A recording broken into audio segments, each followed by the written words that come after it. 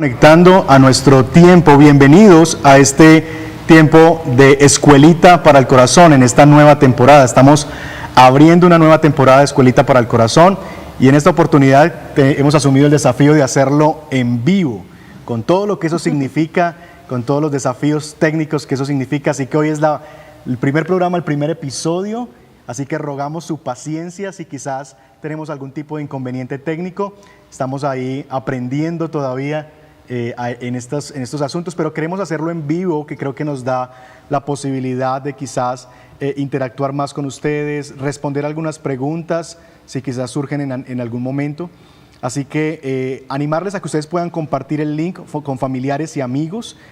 Vamos a dar ahí un minutico para que usted haga eso en este momento, vaya al grupo de la familia, al grupo de compañeros de trabajo y comparta. Creo que todos nosotros tenemos amigos, familiares que están en etapa de crianza de hijos y que están enfrentando los desafíos propios de la paternidad, o quizás que parejas o jóvenes que llegarán a ser padres en algún momento quieren prepararse para lo que les espera en esto que llamamos el ejercicio de la paternidad.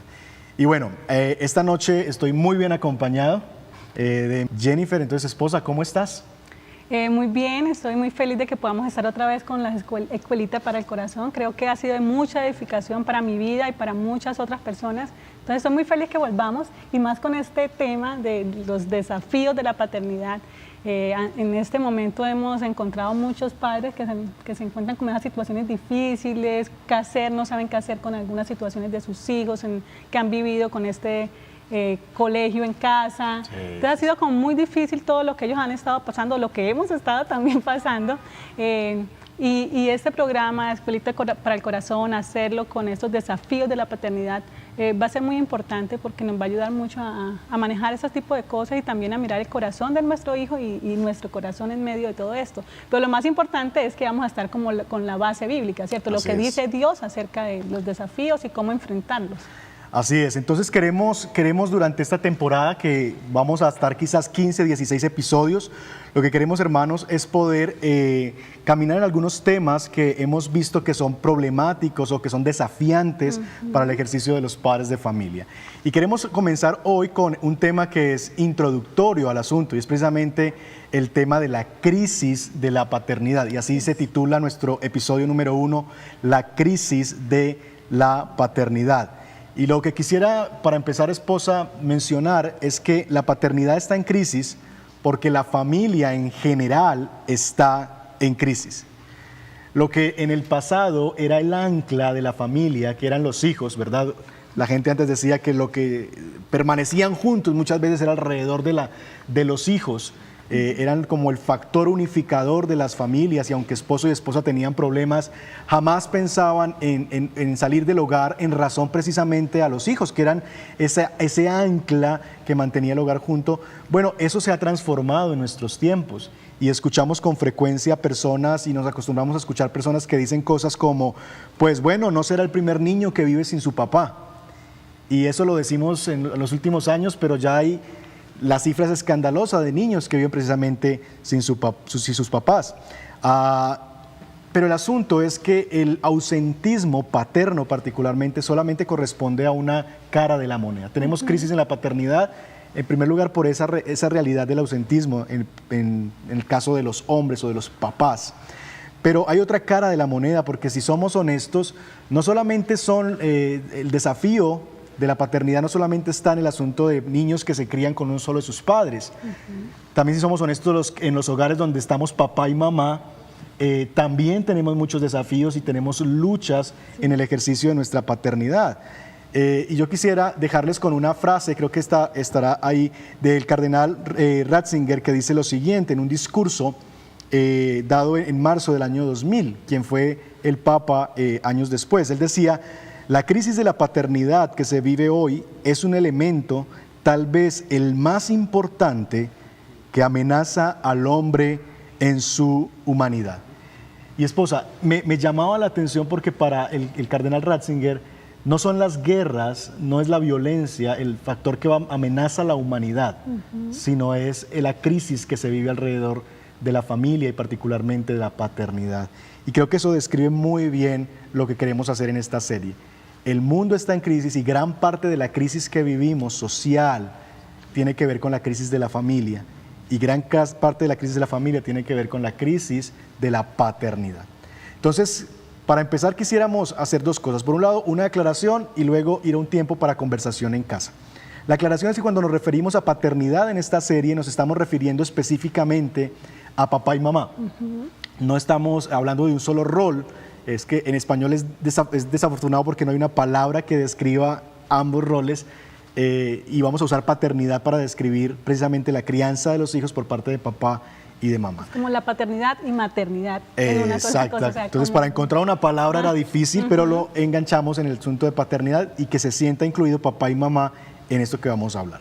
Entonces vamos a interactuar durante toda la serie y queremos que ustedes en algún momento, si estás ahí con tu esposo o tu esposa, interactúen en diálogos breves. Si estás ahí solo, que puedas reflexionar sobre estas preguntas y pensar sobre ellas. Entonces, ¿qué queremos hacer? Vamos a dejarles 2 minutos ahí en casa con la siguiente pregunta. ¿Cuáles son algunas de las razones que tú ves para esta crisis de la paternidad? 2 minutos ahí en casa para que dialogues con tu pareja o que puedas ahí reflexionar a solas.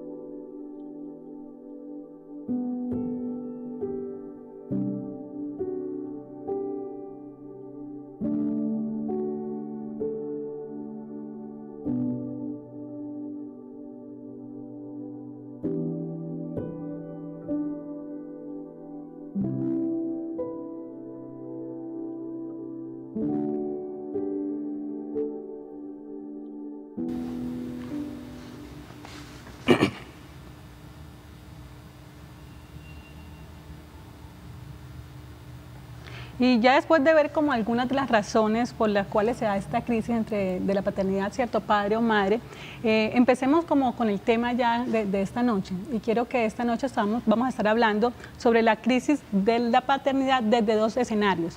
La crisis desde la ausencia y la crisis en la presencia. Entonces el primer escenario que vamos a estar trabajando es la crisis en la ausencia. Y para eso, mi amor, quería empezar con un dato estadístico que sacamos de Profamilia del año 2017. Y dice que en Colombia el 51% de los niños no vive con papá y mamá. Y frente a esta cifra que nos acaban de dar, el 51% de los niños, ¿tú cuáles crees que son esos efectos o algunos efectos de este ausentismo de padre o madre en la vida de los niños? Pues son varios realmente. Para un niño, pues yo por fortuna y bendito sea el Señor, tuve la oportunidad de crecer con mis 2 padres. Entonces hablo más desde lo que observo, desde el rol de pastor, que veo personas lidiando con este asunto y que hemos ayudado a familias que están precisamente enfrentando estos desafíos del ausentismo. Por un lado, creo yo que está el escenario de que el niño pierde algo, hay un elemento, ya sea si el niño queda con papá o queda con mamá, el que se va, el niño pierde esa figura representativa donde puede finalmente aprender lo que significa un hombre o una mujer de Dios. El niño pierde ese escenario de lo que él debería estar viendo, formándose la idea de lo que es un hombre y de lo que es una mujer. Entonces va a tener que buscar eso en otro lugar. Y regularmente es la familia, y tristemente muchas veces lo buscan fuera de la casa, en amigos, etc. Entonces creo yo que ese es un elemento. Hay un escenario de imitación, de aprender por el ejemplo y de lo que uno ve, que el niño desde entrada está perdiendo. Además de otros desafíos, también del que el corazón del niño se divide. Muchas veces el niño queda ahí partido en la realidad de a quién complacer o cómo yo hago para comunicarle a papá que lo amo, pero también a mamá. Y queda ahí como en el medio, en una tensión. Y tristemente muchas veces, no siempre, pero muchas veces el niño termina también siendo como el objeto, como el trofeo que los papás están disputando, y también muy nocivo para la vida de los niños. Cielo, aquí mirando otras estadísticas, investigando, dice que el 63% de suicidio en adolescentes es como de niños o adolescentes que vienen de hogares sin padres. Y dice el 71% de embarazos en adolescentes viene como de eso mismo, ¿cierto? De personas que tienen en sus hogares, le hace falta el padre o la madre. El 71% de la deserción escolar. El 75% de los niños que están en centros de rehabilitación son niños que vienen de un hogar donde le hace falta el padre o la madre. El 85% de los menores que están en correccionales acuden como a eso mismo, ¿cierto? Que le hacen falta el padre o la madre. Y el 90% de los niños en la calle que vienen de hogares sin padre o madre. O sea, Tremendo. Estas realidades son...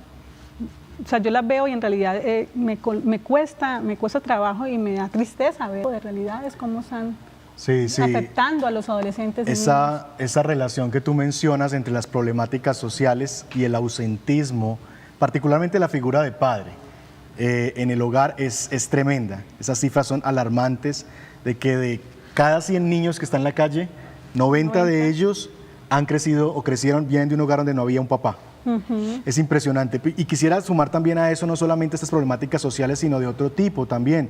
En un estudio de interacción familiar, regularmente el abandono se da por la vía del padre, pero no siempre es así. Sabemos que hay casos, pocos, pero los hay, donde es mamá la que se va y los niños quedan bajo la custodia de su padre. Pero es lo más habitual que sea al revés, es papá quien sale de casa y mamá quien queda con la custodia de los niños. Sin embargo, aún en medio de esa realidad y cuando papá se va, hay una crisis en la maternidad, el ejercicio de la mamá. No solamente el niño sufre, sino que la mamá que queda a cargo de los niños también sufre. Entonces, esposa, ¿cuáles podrían ser algunos efectos del abandono del papá que también se llegan a sentir por parte de la mamá?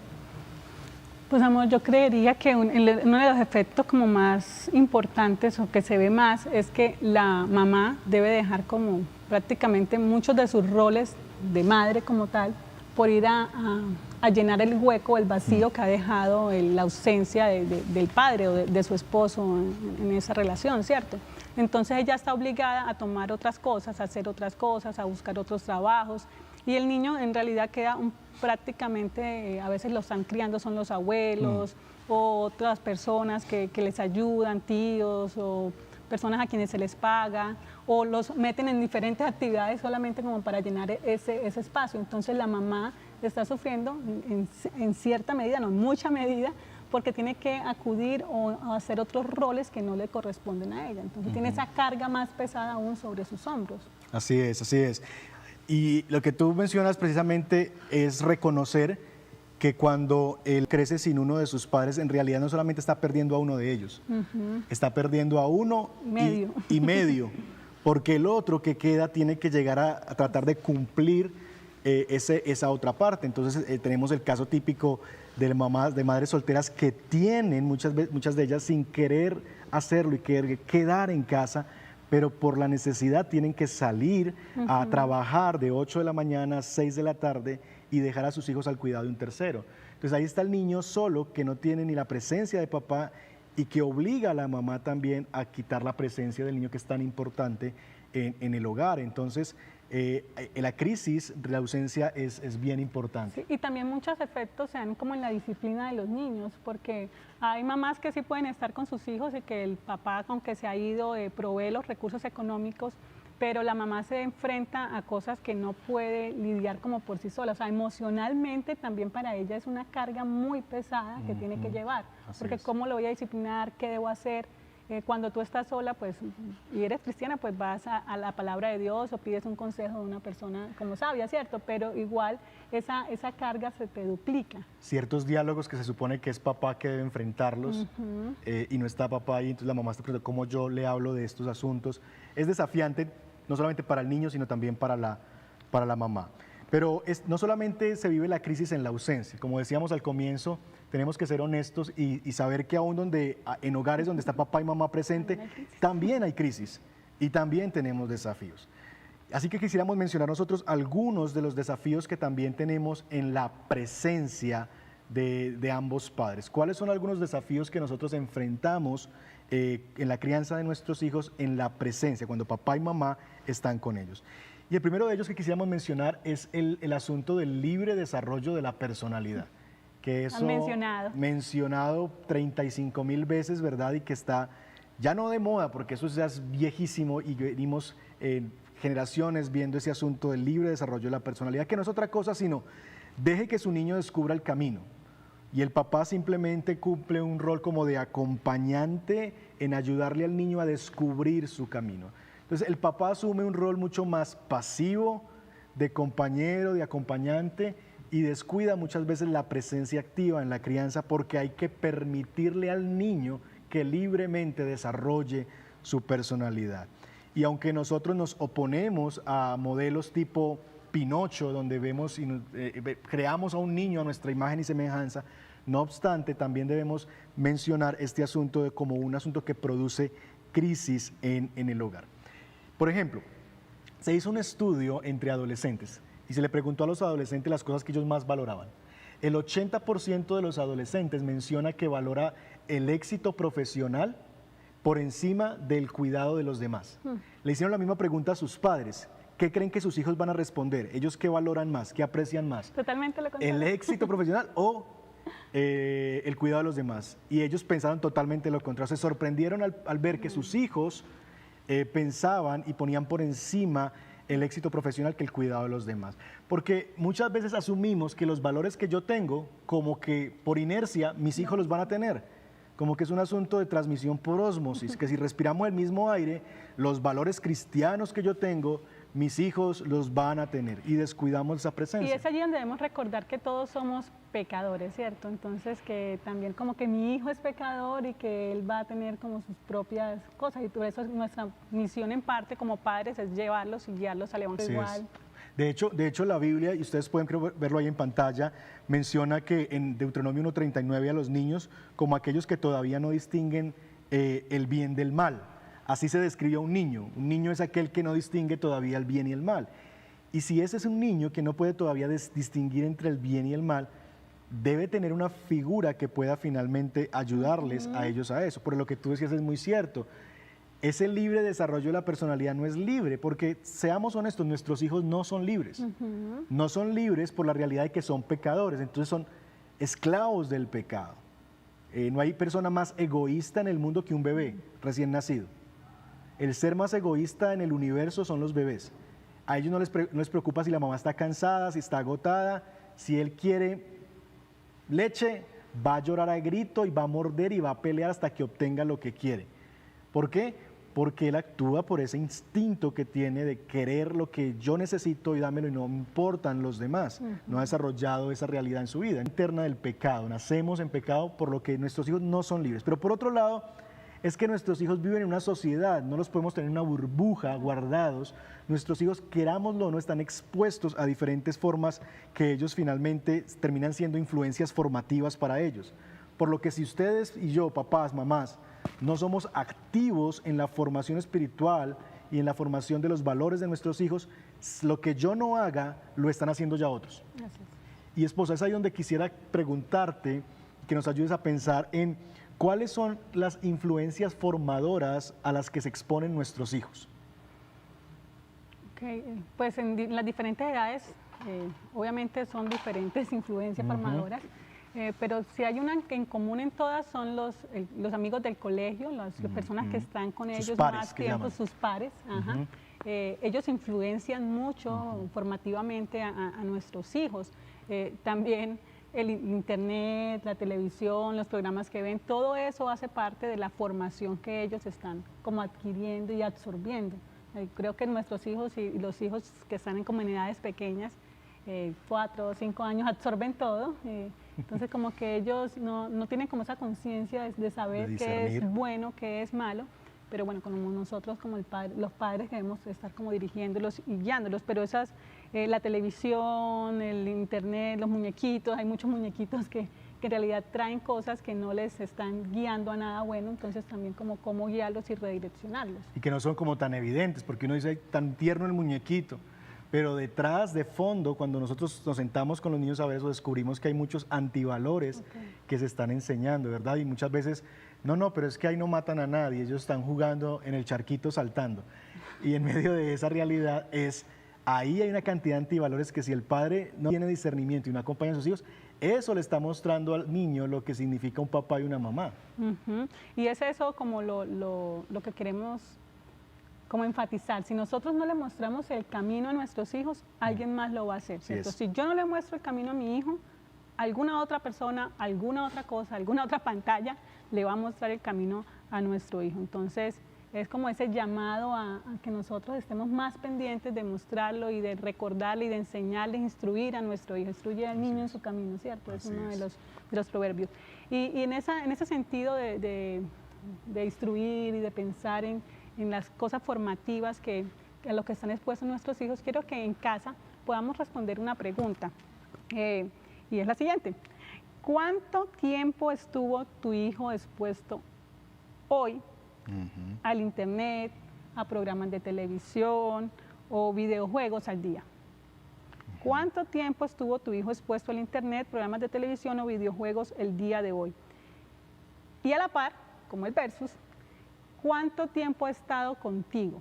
Entonces, vamos a contestar esas dos cosas, ¿cierto? ¿Cuánto tiempo ha estado expuesto ante estas cosas formativas y también cuánto tiempo ha compartido contigo?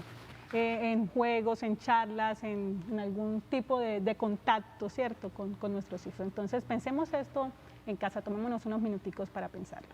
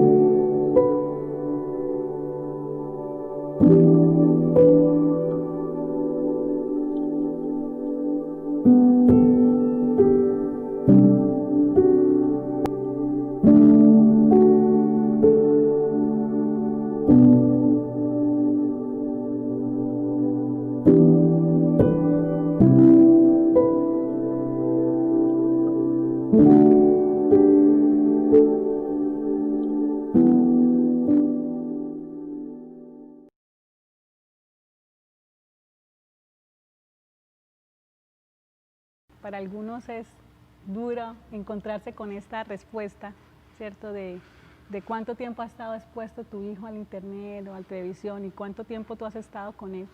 Es más como la invitación y a recordarnos, ¿cierto? A mostrarle el camino, porque si yo no le muestro el camino a mis hijos, alguien más lo hará. Entonces es como esa invitación a instruir a nuestros hijos por el camino de Dios, a recordarles, a enseñarles.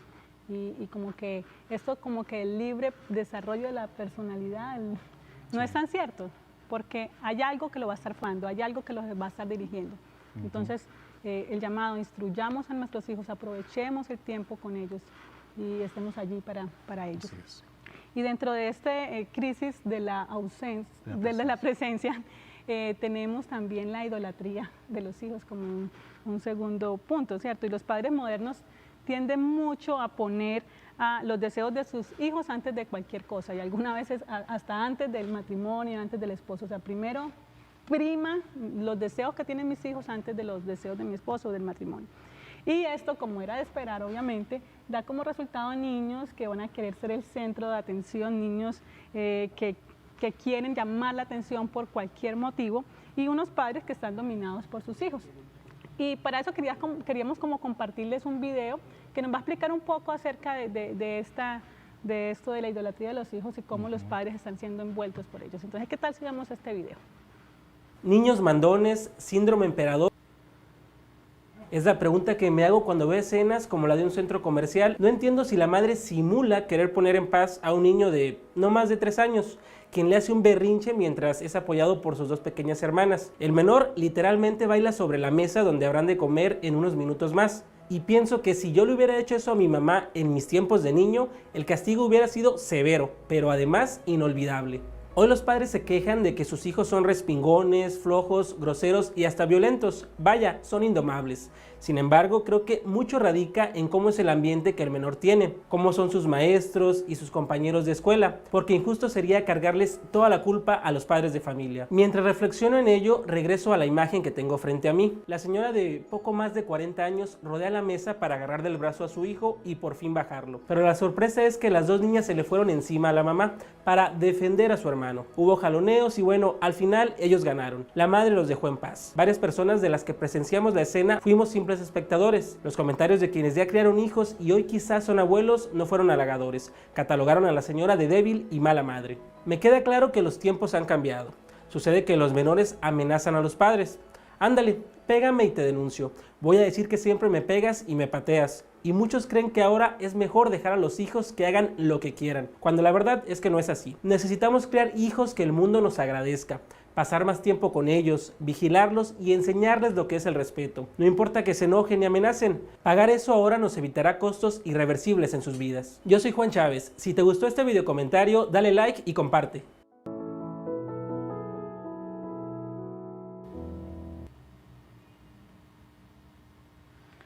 Ok, y después de ver este video que nos muestra un poco la realidad en la que cuando salimos a un centro comercial la vemos o también la podemos ver en nuestros hogares, ¿cierto? De un niño con su pataleta queriendo ser el centro de atención. ¿Qué tal, amor, si piensas un poquito y me comentas, ¿tú qué piensas que lleva a un padre o una madre a esta situación?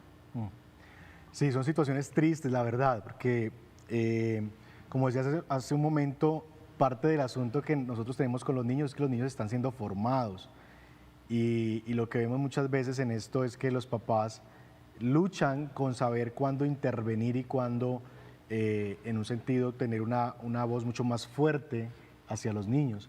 Yo creo que hay 2 cosas que podrían ser causas a que los padres permitan que cosas como estas sucedan. Una de ellas es un miedo a la gente.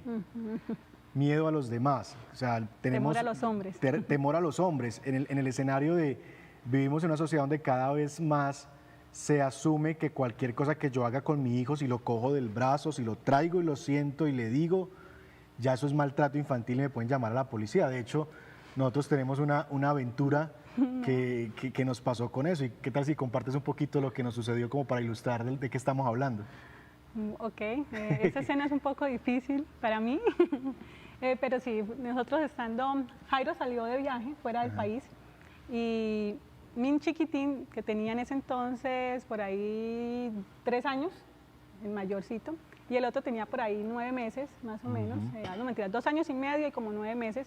El de 9 meses estaba aprendiendo a comer, entonces se regaba, pues obviamente por todos lados la comida.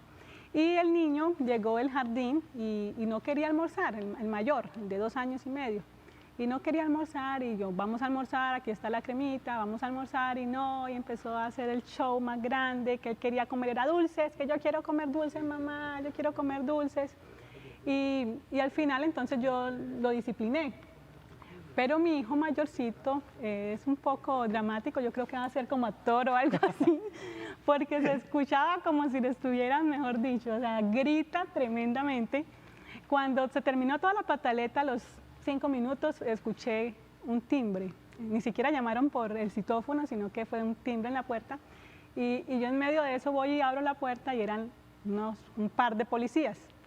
Resulta que habían llamado a la policía por maltrato infantil, porque yo estaba maltratando a mi hijo por la forma en que mi hijo estaba llorando. Entonces para mí, desde allí, fue como ese miedo que cada vez que yo fuera a disciplinar a mi hijo, me fueran a llamar a la policía y me fueran a quitar a mis hijos, porque lo primero que me dijeron la policía cuando me vieron fue que este maltrato, usted está maltratando a sus hijos, nos dijeron que los estaba maltratando, y ven a mi otro chiquitico de 9 meses con la crema de espinaca así regada por todos lados. Entonces estaba parte de maltrato, mujer que ni siquiera le presta atención a sus hijos. Entonces eso me dijeron como que te vamos a quitar tus hijos, y para mí cada vez que mi hijo hacía una pataleta, yo era como que, Dios mío, ¿y ahora qué hago? No lo puedo disciplinar porque van a llamar a la policía. Entonces se me generó como ese temor y yo no sabía qué hacer cada vez que él hacía eso. Ajá. Y creo que eso ilustra muy bien el asunto. Es decir, tenemos miedo de que cosas como estas pasen. Usted vio en el video ese asunto de que te voy a demandar, niños amenazando a sus padres para demandarlos y demás. Entonces, sí, hay un miedo, hay un temor a los hombres, pero también hay un miedo en cuanto a que le vamos a causar un trauma al niño. Entonces, le tenemos miedo a los niños. Hay un temor infundido también de que no queremos, tenemos miedo de que nuestros hijos sufran. Entonces los tratamos de tal manera como porcelanitas que no los tocamos, no los miren. Entonces vivimos a veces en los excesos de que la ropa que no se ensucie, que no se raspe, que el niño, como en la sobreprotección del niño, que también tenemos miedo a que sufran por cualquier caso. Y yo creo, mis hermanos, y eso lo aprendí gracias al Señor, empezando la crianza de nuestros hijos, alguien me dijo, asegúrate que a tus hijos nunca les falte la falta. ¿Cómo así? Para que le expliques, o sea, yo lo entiendo. Nunca les falte la falta, que a nuestros hijos jamás debería faltarles ese escenario donde ellos sientan necesidad, de que no todo lo que ellos quieren se les va a dar inmediatamente, que no estamos jugando al rey manda, que se me traiga una bicicleta y el papá a los 6 días le trae la bicicleta.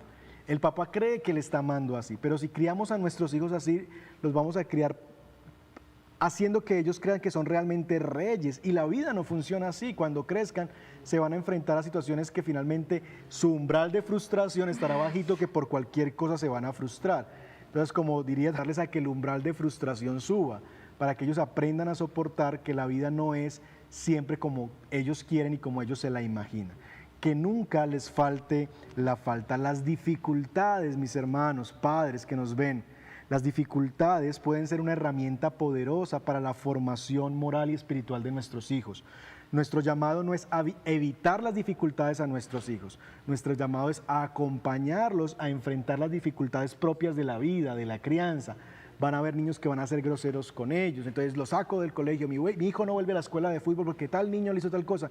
No podemos evitarles el dolor, no podemos evitarles el sufrimiento, tenemos que acompañarlos a que enfrenten de una manera piadosa desde la Escritura y ver estas dificultades como oportunidades formativas para nuestros hijos. Así que eso es muy, muy importante. No estamos llamados a evitar las dificultades, sino a acompañarlas para que juntos atravesemos las dificultades. La palabra no debe estar siempre presente también en la casa. No pueden escuchar siempre sí. Y tenemos que aprender a soportar su frustración, su rechazo y ayudarles a entender que ellos no son los reyes de la casa. Así que eso es, en resumen, la segunda crisis que estamos viviendo. Una tentación a la idolatría, ¿verdad?, de los hijos, a hacerlos a ellos reyes y quienes gobiernan nuestros hogares. Pero hay una más, y es precisamente la influencia que ha tenido el movimiento llamado el feminismo.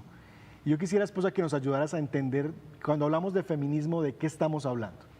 Bueno, amor, el feminismo es un movimiento sociopolítico que tiene como búsqueda la igualdad de derechos. No está mal, obviamente todos tenemos igualdad de derechos, Dios nos creó con igualdad en esa condición, ¿cierto?, de derechos. El problema es que esto ha generado que las mujeres, una sensación no solamente de derecho, sino que tienen que ser como un deber. Entonces, un ejemplo es que la mujer tiene derecho al trabajo, pero entonces la presión es tal, la presión que ejerce la sociedad es tal, que ella no lo siente como un derecho, sino como un deber. Entonces, que esa mujer no está trabajando, pero ¿por qué no trabaja? Pero si debería estar trabajando. Entonces, esa que no lo está haciendo, que no trabaja, es inferior a las que sí trabajan porque ellas sí están ejerciendo ese derecho.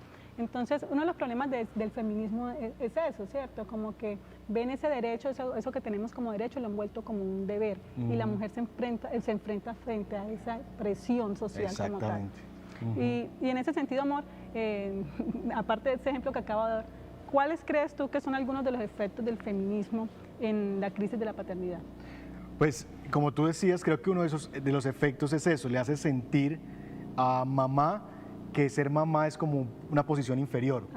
Entonces saca a la mamá en un sentido de su rol y le hace pensar a aquellas que han decidido quedar en casa, quizás la primera etapa de la crianza de sus hijos, lo que sea, para estar presente, les hace sentir que son menos mujeres o que son mujeres que no están saliendo adelante, no progresistas, sino subyugadas al patriarcado y demás. Les hace pensar esa realidad. Sí, y eso es muy común. O sea, yo tengo consejerías con mujeres que piensan eso, como que no, es que me estoy sintiendo mal porque estoy aquí en la casa, no me estoy desarrollando profesionalmente y estoy mi hija ahí haciendo cosas de la casa, mientras que otras sí están desarrollándose profesionalmente y están trabajando y todo eso. Entonces, como que es muy común eso. Me imagino que es una lucha difícil, sin embargo, es el tema de que ser mamá en sí mismo es una vocación, es un ejercicio, es un trabajo. Es un llamado. Estás invirtiendo tu vida en la persona que tú consideras, después de Dios y de tu esposo, la persona más importante en tu vida, y es tu hijo.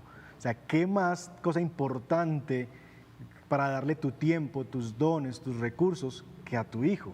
Sin embargo, la presión de afuera es tanta que no lo vemos así, lo vemos como un encarte y como algo que no debería ser así. Sí, y si vemos algunas biografías de personajes importantes, digamos, sobre todo del cristianismo, la influencia que ha tenido la mamá en la vida de ellos ha sido de gran relevancia, o sea, como que ha podido estar allí, ha podido estar acompañándolos, guiándolos, y eso ha sido de gran importancia. Entonces no desestimemos eso que estamos haciendo con nuestros hijos en casa, ¿cierto? Sí. Y el tema es que la solución para el feminismo es un asunto como de igualdad. Yo quisiera leer una expresión del movimiento feminista que me encontré por allí, que describe muy bien lo que ellos ven como lo que el deber ser en la crianza de los hijos. Dice una de ellas, no se trata de que ayuden, hablando de los papás o de los hombres, no se trata de que nos ayuden, es que esto es responsabilidad de los dos porque somos un equipo. Los hijos son míos y los hijos son tuyos, la casa es mía y la casa es tuya. Y eso suena bien, ¿verdad? Y podemos decir, pues sí, eso es verdad. El punto es que para el movimiento feminista muchas veces no se trata precisamente de una figura de equipo, sino de que tenemos que los dos hacer las mismas cosas en la misma proporción, o sea, para que sea igual y equitativo el trato. O sea, como ejercer el mismo rol como tal. Exacto, si tú haces esto, yo también, si tú haces esto, yo también. Y como que es un tema, y déjenme usar explotar un poquito más esa figura de equipo, y es, pensemos en un equipo, equipo de fútbol. Selección Colombia. Tenemos a Jerry Mina en la defensa y a Falcao García en la delantera. Bueno, las mujeres o algunos hombres que no les gusta el fútbol, la defensa es la que está protegiendo la portería para que no entren los goles. Exacto, y delantero es el que hace los goles. Son dos posiciones en el campo distintas. Ahora, nosotros no asumimos que Jerry Mina tenga que hacer los goles que hace Falcao. Es decir, a Jerry Mina en el equipo no se le pide que sea el goleador, que haga 25 goles por temporada. No, eso se le pide a Falcao. Pero a Falcao tampoco se le pide que baje a defender y que recupere balones de la misma manera que lo recupera Jerry Mina, ¿no? Él lo hace a veces, ¿cierto? Lo hace, pero no en la misma proporción. Entonces, claro que el delantero debe ayudar a defender, sí. Claro, Jerry Mina en los tiros de esquina va y ataca y hace goles, lo hace, pero no lo hacen en la misma proporción ni hacen las mismas cosas todo el tiempo. ¿Por qué? Porque precisamente eso, son un equipo y en un equipo asumimos roles diferentes para el bien del equipo. Unos roles van a ser más visibles, más reconocidos, otros roles van a ser menos reconocidos y van a ser detrás de bambalinas, ¿verdad? Como el defensa. Y eso se ve aún en los salarios que ganan. El fútbol, el delantero gana mucho más porque es más visible, la gente lo reconoce más, tiene más seguidores en Instagram, porque es el que hace los goles. Pero ese personaje no podría ser lo que es, ganar los títulos que gana, si el defensa no hiciera bien su trabajo. Es una visión de equipo. De ayuda idónea. Igual nosotras, exactamente. las mujeres fuimos creadas como esa ayuda idónea, pero siempre ha habido como ese problema con el término ayuda. O sea, yo por qué, si Dios me creó mujer, ¿por qué tengo que ser ayuda de mi esposo? Entonces como que ha habido como esa lucha, yo por qué tengo que hacer una ayuda para él. Ajá. Y se siente como inferior. Y hemos dicho que el hecho de que una mujer se sienta menos porque se dice de ella que es ayuda del hombre, pues sería peor en el caso del hombre, que dijéramos del hombre que se siente mal porque él no puede solo y necesita ayuda. Entonces, ¿qué termina siendo si lo evaluamos desde esa perspectiva más deshonroso, verdad? Entonces, creo yo que somos un diseño complementario y papá y mamá deben estar presentes. ¿Papá y mamá son responsables de la crianza? Sí. ¿Hacen las mismas cosas? No. Tenemos roles distintos. Así que ese es el otro asunto que creemos que está influenciando esta crisis que vivimos en la paternidad.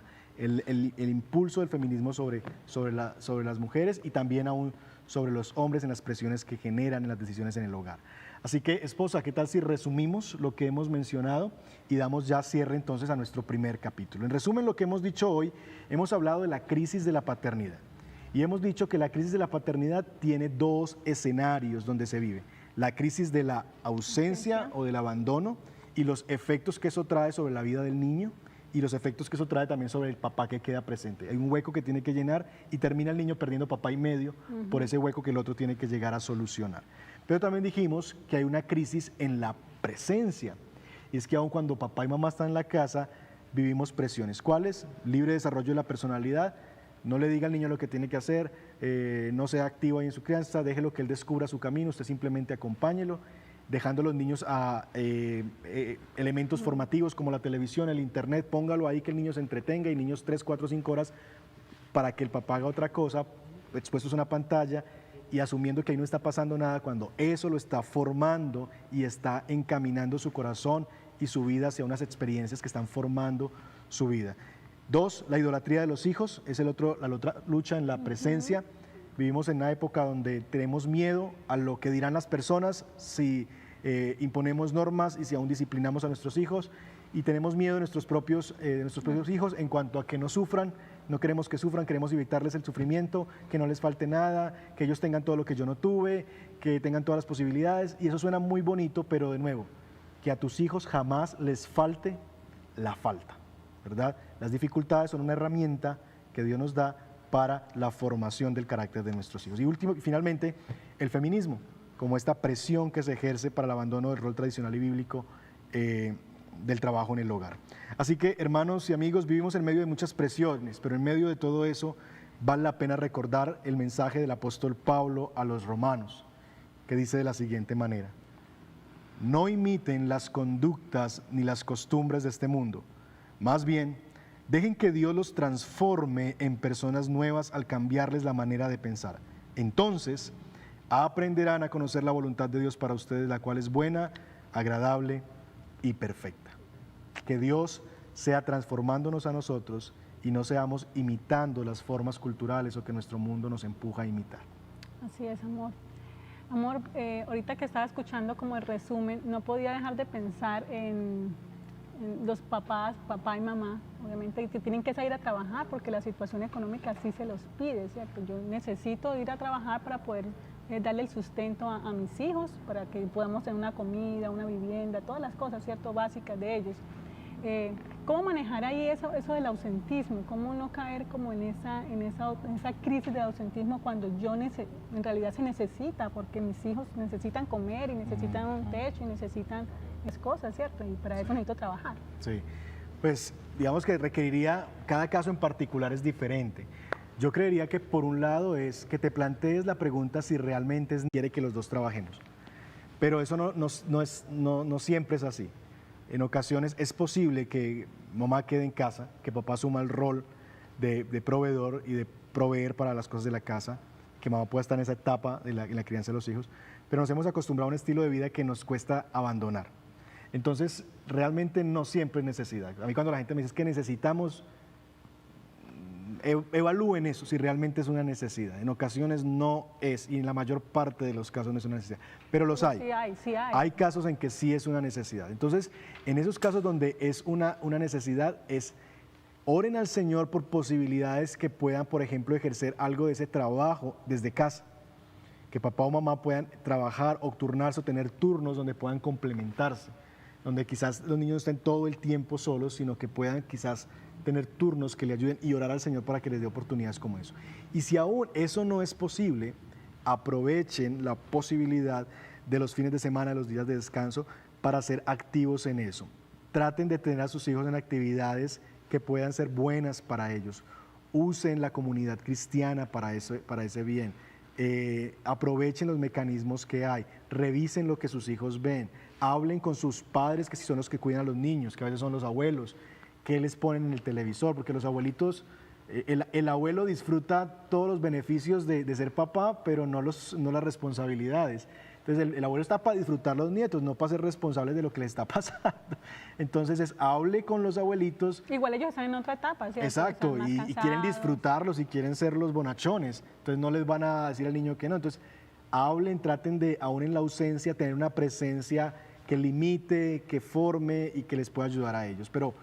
Y finalmente ora al Señor que te dé la posibilidad, un tipo de trabajo, la realidad que puedas llegar a tener esa libertad de tal manera que tu hijo pueda crecer con la presencia, por lo menos en la etapa formativa de su madre particularmente, que es tan importante en los primeros años. Sí, y una recomendación así como muy puntual es no dejes a tus hijos solos en casa, como si son pequeños, si tienen 12, 13 años, 4, 5, 6, 7, no los dejes solos porque el diablo es puerco, como dirían en Betty la Fea, ¿cierto?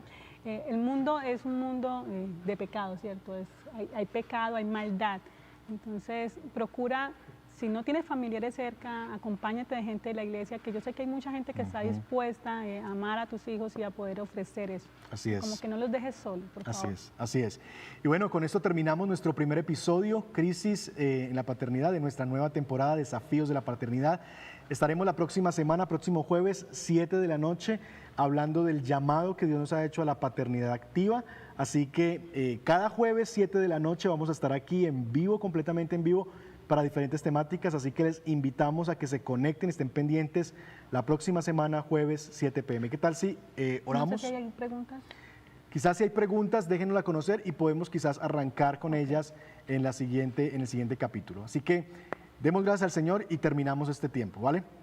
Padre, gracias te damos a ti por la oportunidad de servir, en ayudar, Señor, a visualizar la crisis que tenemos, Señor, en la paternidad. Estamos en medio de tantos desafíos como padres y lo que necesitamos es tu gracia para poder enfrentarlos. Ninguno de nosotros somos inmunes. Nosotros mismos, Señor, que tenemos niños en casa, somos desafiados en tantas maneras, pero acudimos a ti y a tu sabiduría. No queremos hacer las cosas porque están de moda, porque tal youtuber dice, tal instagramer nos enseñó qué hay que hacer. Queremos desarrollar una cosmovisión bíblica acerca de la crianza de los hijos e ir a la Escritura donde tú nos has dado todo lo que necesitamos para vivir la vida que tú quieres y encontrar allí, Señor, lo que tú quieres que hagamos en la crianza de nuestros hijos. Porque al final del día rendiremos cuentas delante del Rey por aquella flecha que nos entregó en nuestras manos para lanzarlas hacia Él. Y queremos, Señor, nuestros hijos no son nuestros, son tuyos. Queremos vivir con ellos de tal manera que tú seas el centro y que ellos puedan ser guiados y formados hacia ti, Señor. Danos la gracia, el favor que necesitamos. Bendice a tantas mamás que tienen que luchar como mamás solteras, Señor, que quisieran quizás estar más tiempo en casa, pero no pueden. Bendíceles, dales tu gracia y sé tú que les supla a ellas, Señor.